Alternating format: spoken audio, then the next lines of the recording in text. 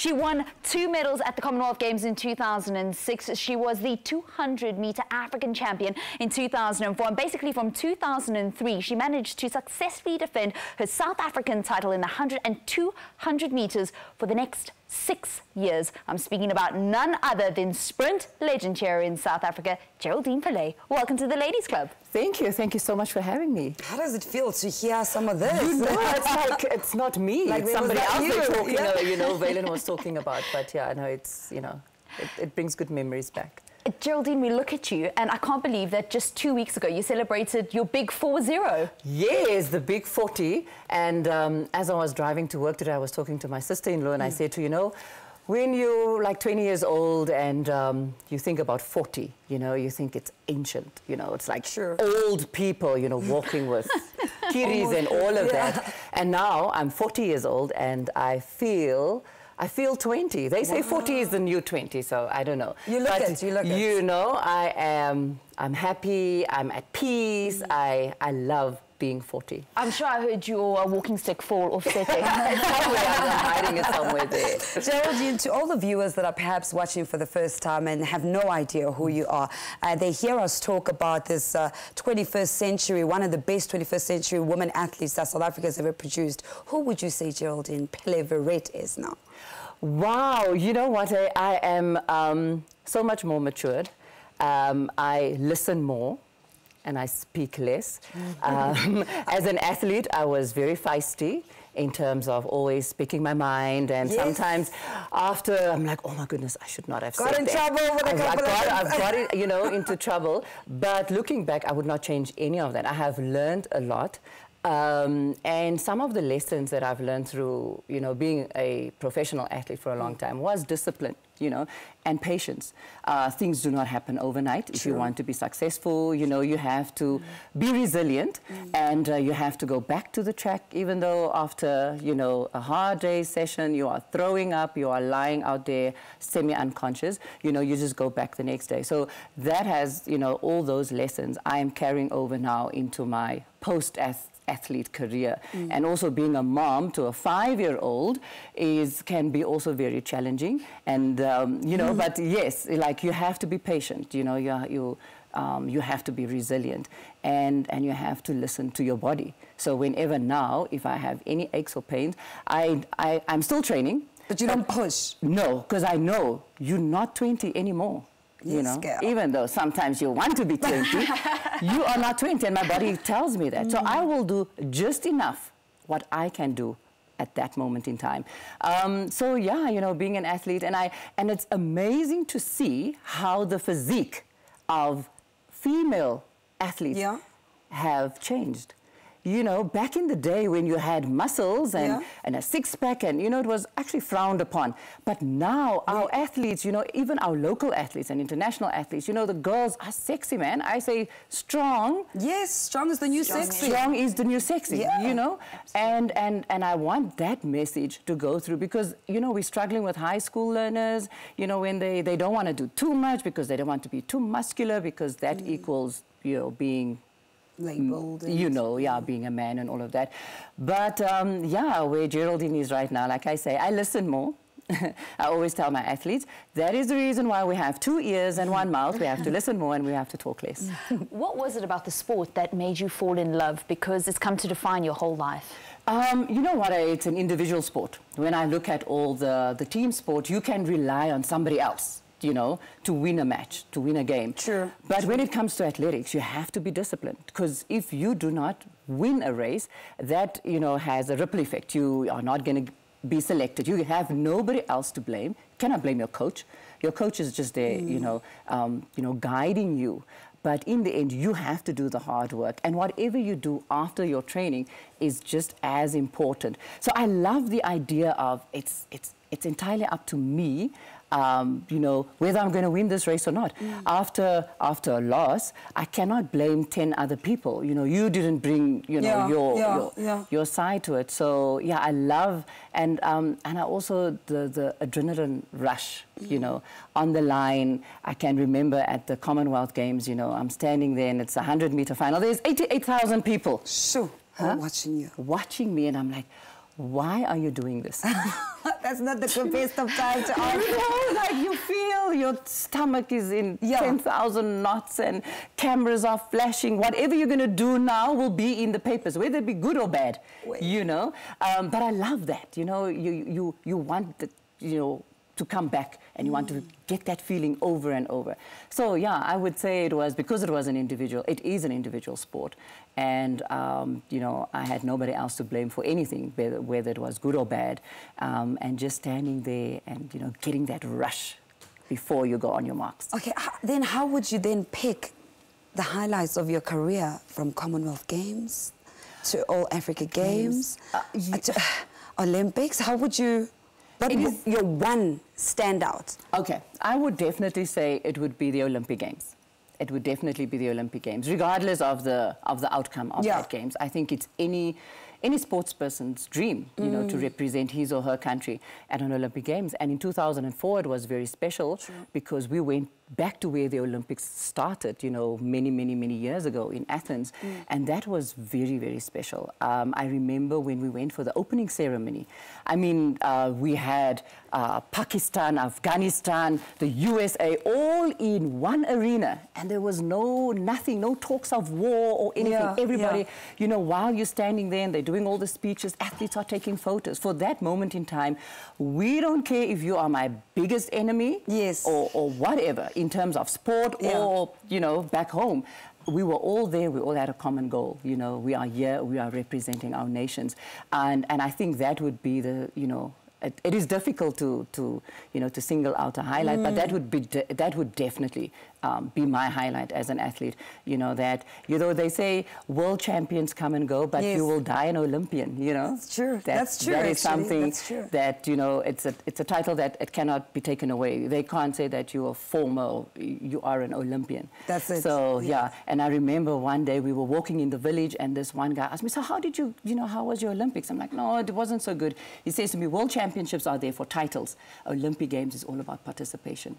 And that is something, you know, it's like, what, it's now 2017, it's 13 years ago, I still remember that.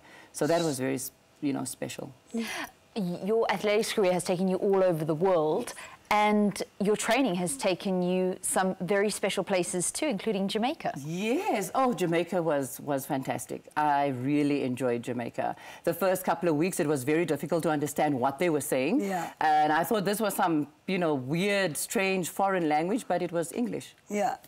And the coach called me one day and he's like, listen, one tip, you need to adjust quickly. These 30 Jamaicans are not going to adjust and speak proper English, so you need to pick up. So I started picking up what they were saying, and after a while, you know, I would sit in a company, and obviously they thought that I didn't understand what they were saying. And they would be gossiping about other athletes, and I'm like, okay. But yeah, you know, athletics has really taken me, you know, places, especially now, and I have fostered, you know, relationships with people who are now, you know, some of the world's best athletes. And in 2012, I met Shelly Ann Fraser in the warm-up track, you know, just before the 100-meter final. And I'm like, I have to stop you here because I know this story. And I'm pretty sure our viewers will like to know a little bit more of the story. It goes on for a little bit long because she's also trained with one of an esteemed coach in the likes of Stephen Francis. So a quick break. When you come back, we get more from Geraldine. Geraldine Pillay had spent a year and a half in Jamaica, and before we went to the break, she was telling us a story. Think back, London 2012, warm-up, and they were going into the final of the 100 metres. It was the final of the 100 metres. I was just, you know, just walking around on the warm-up area, and I saw Shelly Ann, and she's like, Prancer! That was my nickname in Jamaica. Jamaicans love giving nicknames to anybody.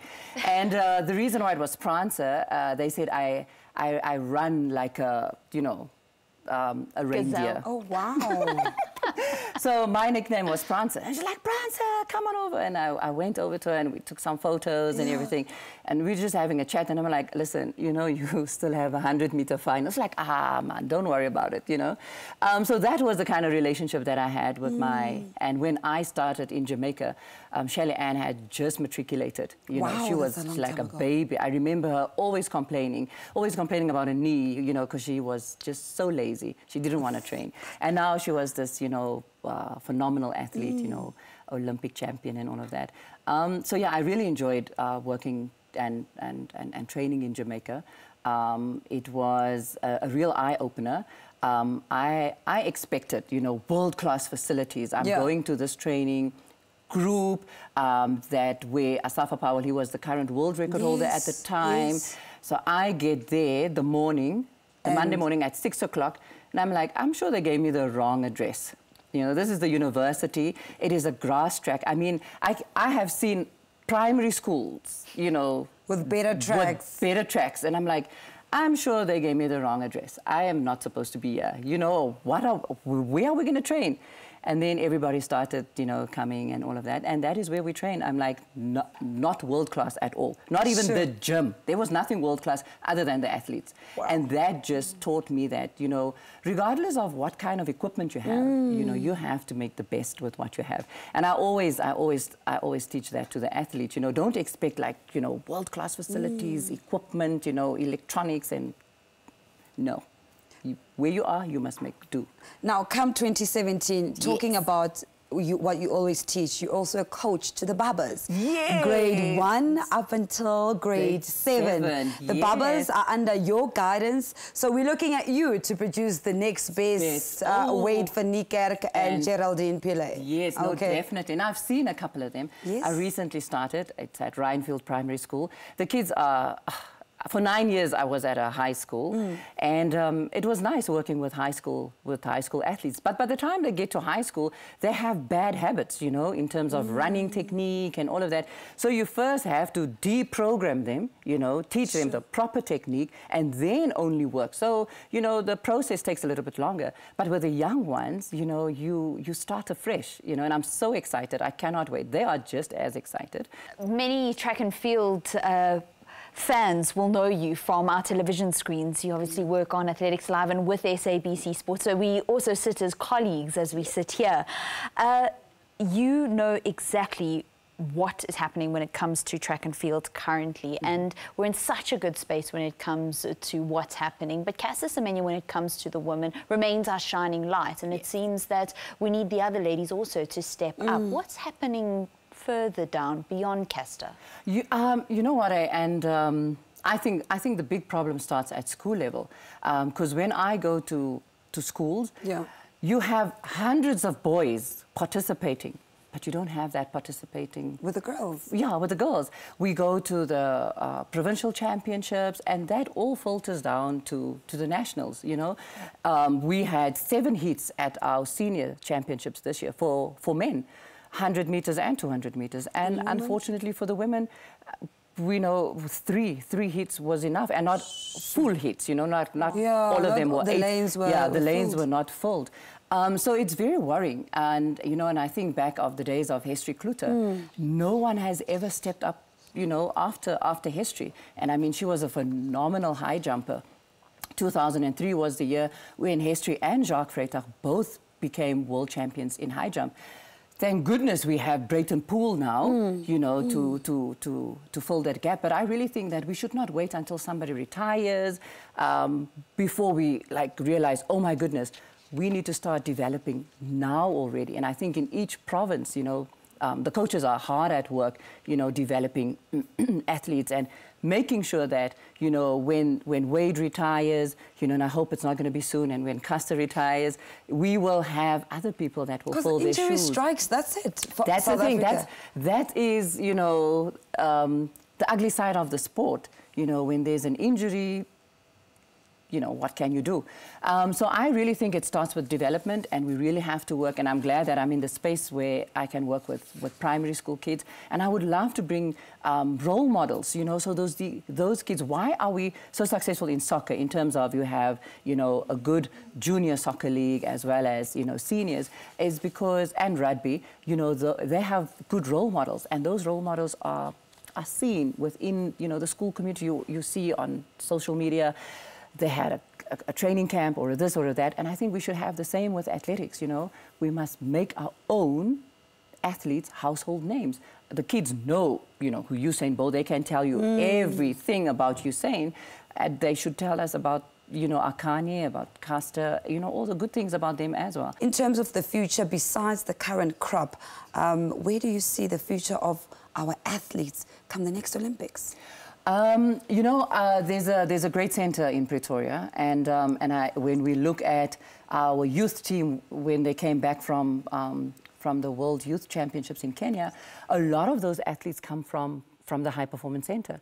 But I think we need more centres like that. We cannot just depend on one to keep on producing, you know, young athletes that will eventually aspire to be great senior athletes. But in terms of, I really think that, you know, when we look at the money side of it, because that is always like a very sensitive issue, and athletes, you know, they need to get money. They must know that when I go on the track, I will have something to eat at the end of the month. And a lot of them, you know, they come from families where they, you know, they have to support the families. So I really think in terms of sponsors and that, from the federation side as well as from corporate South Africa, if we can, you know, pump in a little bit more money into athletics, you know, we will have great success come Tokyo 2020. Geraldine doesn't just sit here and ask corporates to get involved and help to uplift community. She's gone back and uplifted her own community. She started a fun run in Macassar in the Western Cape, and I believe you did something very special for your 40th birthday. Yes, you know, a couple of months ago I thought to myself, what are you going to do for your 40th? I want to do something special, not just for myself, you know, something that will make a difference.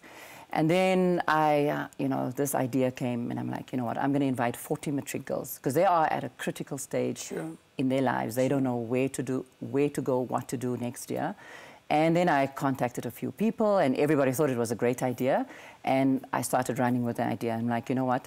I want to go back to my community. I love my community. I love Macassar. I always, you know, whenever I get a chance to do something, to plow back into the community, I want to do that, because I see there's a lot of potential. There's a lack of guidance, maybe, but there's a lot of potential, so I wanted to go back. So yes, and then I decided for my 40th, this is what I'm going to do. It's Geraldine's Fabulous 40. It has double meaning. You know, it was actually for the Fabulous 40 matric girls that were there. I mean, you know, we have to invest in future role models, you know, and work on them and work with them for a brighter future. So that is what I did. And that's incredible. Thank you. What was your message to them? My message is, you know what, because right now their situation where they are is not good, it's not ideal, and sometimes a lot of us think that where we are right now is where we're going to be in 10 years' time. So I say to you, and I say to them, your current situation does not determine where you're going to be in 10 years' time. You have to chase your dreams. Geraldine, what we always like to do on the TLC is actually take a selfie, right? Because we have to have photos to capture our memories and capture our wonderful, wonderful guests. Now, so smile big. And as we smile, thank you so much to Geraldine Pillay for joining us, because she's the missus now. No longer just Pillay. We need to get it right? And it was an honor being with you this morning rather. And I hope we had more time, but you know what? We can continue our conversation on social media platforms.